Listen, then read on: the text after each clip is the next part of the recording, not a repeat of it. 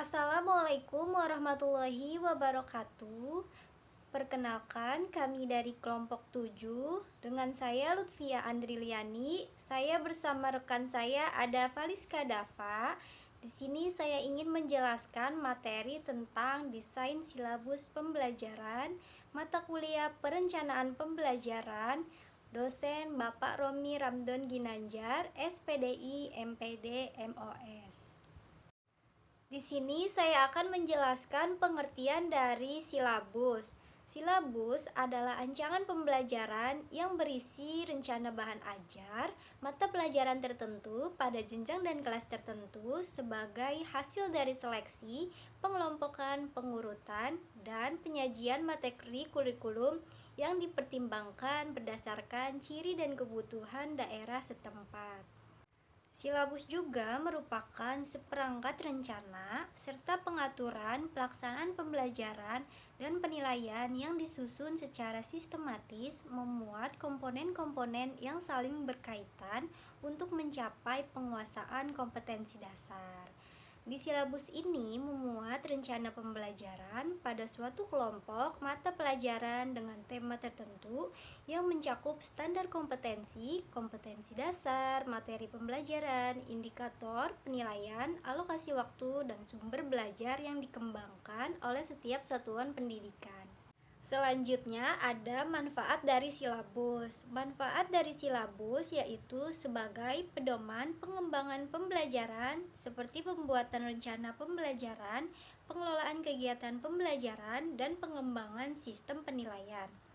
Silabus merupakan sumber pokok dalam penyusunan perencanaan pembelajaran, baik rencana pembelajaran untuk standar kompetensi maupun standar kompetensi dasar. Silabus juga bermanfaat sebagai pedoman untuk merencanakan pengelolaan kegiatan belajar secara klasikal, kelompok kecil, atau secara individual. Silabus ini sangat bermanfaat untuk mengembangkan sistem penilaian yang dalam pelaksanaan pembelajaran berbasis kompetensi. Sistem penilaian mengacu pada standar kompetensi dasar dan pembelajaran yang terdapat dalam silabus. Selanjutnya, di sini ada unsur-unsur dari silabus.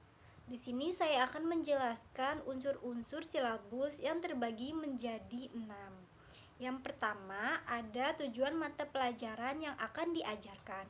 Maksudnya adalah untuk merancang pembelajaran, kita harus mempunyai tujuannya dahulu. Tujuan untuk diajarkan materi pembelajaran ini itu apa? Lalu kita rencanakan. Yang kedua, ada sasaran-sasaran mata pelajaran. Maksudnya di sini adalah mata pelajaran yang akan diajarkan atau yang akan dikembangkan di silabus ini. Entah itu matematika dengan bahasa Indonesia atau IPA dengan PKN. Selanjutnya yang ketiga ada keterampilan menguasai mata pelajaran. Seorang guru yang profesional harus terampil dalam menjelaskan pembelajaran supaya dapat membimbing siswa dalam memahami pembelajaran, melatih kemandirian siswa, dan siswa dapat berpikir secara kritis. Yang keempat, ada urutan topik-topik yang diajarkan. Nah, di sini maksudnya adalah dalam mengajar kita harus terurut atau harus sistematis. Karena jika tidak sistematis, siswa kita akan merasa kebingungan. Lalu yang kelima ada aktivitas dan sumber-sumber pendukung keberhasilan pengajaran. Misalnya, terdapat buku tematik atau sarana dan prasarana yang akan menciptakan keberhasilan dari pengajaran. Selanjutnya yang terakhir ada berbagai teknik evaluasi yang digunakan. Teknik evaluasinya itu harus bermacam-macam. Misalkan nanti ada pengulangan dalam belajar, ada pengayaan, atau ada kegiatan kuis, dan lain sebagainya. Assalamualaikum warahmatullahi wabarakatuh. Perkenalkan, nama saya Valiska Dava. Di sini saya akan melanjutkan materi tentang desain silabus pembelajaran. Nah, di sini saya akan menjelaskan prinsip-prinsip pengembangan silabus. Silabus merupakan produk pengembangan kurikulum dan pembelajaran yang berisikan garis-garis besar materi pembelajaran. Berikut beberapa prinsip yang mendasari penyusunan silabus. Yang pertama yaitu ilmiah. Seluruh materi dan kegiatan yang menjadi muatan dalam silabus harus benar dan dapat dipertanggungjawabkan secara keilmuan. Yang kedua, relevan cakupan. Ke dalam tingkat kesukaran dan urutan penyajian materi dalam silabus sesuai dengan tingkat perkembangan siswa baik secara sosial, emosional, dan spiritual. Yang ketiga, sistematis. Komponen-komponen silabus yang saling berhubungan secara fungsional dalam mencapai kompetensi. Yang keempat, konsisten. Adanya hubungan yang konsisten antara kompetensi dasar, indikator, materi pokok atau pembelajaran, kegiatan pembelajaran, sumber belajar, dan sistem penilaian. Yang kelima, memadai. Cakupan indikator, materi pokok atau pembelajaran, kegiatan pembelajaran, sumber belajar, dan sistem penilaian cukup untuk menunjang pencapaian kompetensi dasar. Yang keenam, aktual dan kontekstual. Semua komponen memperhatikan perkembangan ilmu, teknologi, dan seni mutakhir dalam kehidupan nyata dan peristiwa yang terjadi. Yang ketujuh, fleksibel. Keseluruhan komponen silabus dapat mengakomodasi keragaman peserta didik, pendidik, serta dinamika perubahan yang terjadi di sekolah dan tuntutan masyarakat. Yang kedelapan, menyeluruh. Komponen silabus mencakup keseluruhan ranah kompetensi, yaitu kognitif, efektif, dan psikomotor. Yang selanjutnya itu ada langkah-langkah penyusunan silabus. Dalam menyusun silabus diperlukan 8 langkah yang harus dilewati. Antara lain, yang pertama itu mengkaji dan menentukan kompetensi inti. Dalam hal ini, guru harus memperhatikan disiplin ilmu atau tingkat kesulitan materi, keterkaitan antara kompetensi inti dan kompetensi dasar dalam mata pelajaran, dan keterkaitan kompetensi inti dan kompetensi dasar antar mata pelajaran. Yang kedua, mengkaji dan menentukan kompetensi dasar. Yang ketiga, menentukan identifikasi materi pokok atau pembelajaran. Mengidentifikasi materi pokok yaitu mempertimbangkan yang pertama itu potensi peserta didik, yang kedua relevansi dengan karakteristik daerah, yang ketiga tingkat pengembangan fisik, intelektual, emosional, sosial, dan spiritual peserta didik. Yang keempat, kebermanfaatan bagi peserta didik. Yang kelima, struktur keilmuan. Yang keenam, aktualisasi kedalaman dan keluasan materi pembelajaran. Yang ketujuh, relevansi dengan kebutuhan peserta didik dan tuntutan lingkungan. Yang kedelapan, alokasi waktu.